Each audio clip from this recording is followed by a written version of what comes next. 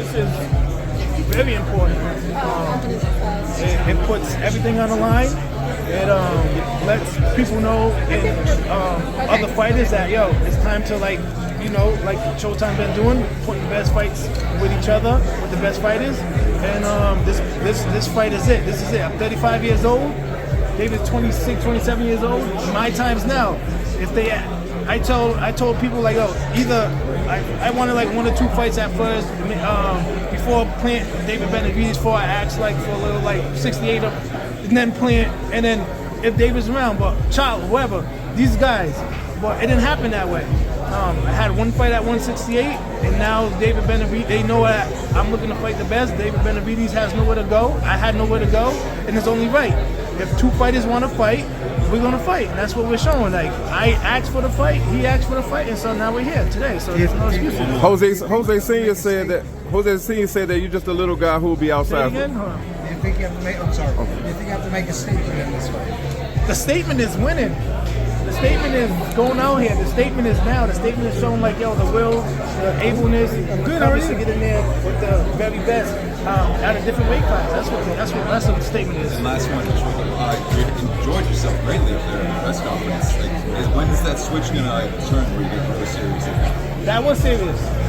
Like that's. Do you enjoy yourself in the ring too? Then? Listen, I'm having fun. This is a fun moment for me. I'm gonna be able to have fun.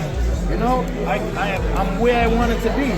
So I'm not gonna be serious and not enjoy myself. I gotta enjoy myself. I gotta laugh. I gotta have fun. We gotta make sure whatever.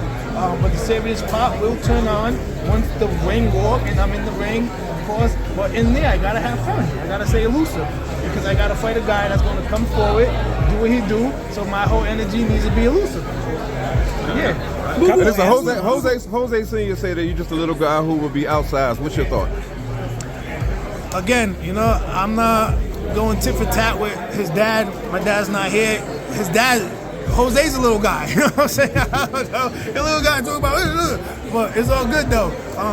Listen, everybody can fall. Everybody, no matter what the height is. The biggest fall, the smallest fall, man. So that doesn't mean anything here.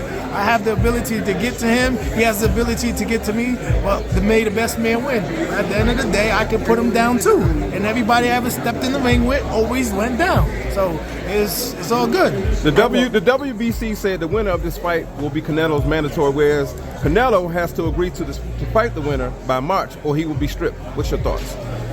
Again, fuck Canelo. But no, but listen, Canelo's a great fighter. I'm not looking forward to sit there and like depend on Canelo because that's just not how it goes. He has the luxury to do whatever he wants to do. Right now, this is it. This is the biggest fight. From this point on, the people themselves and reporters and journalists and all the other people has to get Canelo to want to take the winner or the loser of this fight because at the end of the day, it's two top elite guys that can rumble with anybody. Demetrius' third F-bomb about Canelo, the third one today. Where's that Canelo. Does that come from the payday comment? Yeah, you talking shit. Payday, this, I'm a horrible fighter. And then, you know, people like send me things about like him. Somebody asked him a question about, oh, what about David Benavidez, Demetrius Andrade? Then he goes 50-50 fight. So how am I a horrible fighter and then fighting David Benavidez is a 50-50 fight? But needless to say, at the end of the day, it's like, you know, Canelo's a great fighter. He, you know, is making his mark. He dictates how he wants to do it. He's doing a good job at it. At the end of the day, I respect that. But him disrespecting me in the way he did, it was just like, fuck you, bitch. So that's how that comes off. You were just one of the best talkers in boxing. You've always been. You're very witty. And I told David before, how is he going to respond when you talk shit to him? You were very entertaining up there, but I didn't see the full fire. I thought you were going to come and... I mean, at the end of the day, I have never been like that. So as things develop, I'm going to see him more and more. And, you know, we get the shit talking. He's not talking shit, so I don't understand. So you don't bring it up? No, I'm saying like this. What shit we talk about? We want to be like, fuck you. Fuck you. Hospital. Ambulance. Knock you out. You want me to read that? Read that? How did you face off? Trying to say like he saw you were scared at the face off. If Benavidez said that. I was scared? Yeah, that's what he was saying. Okay. What do you think about that?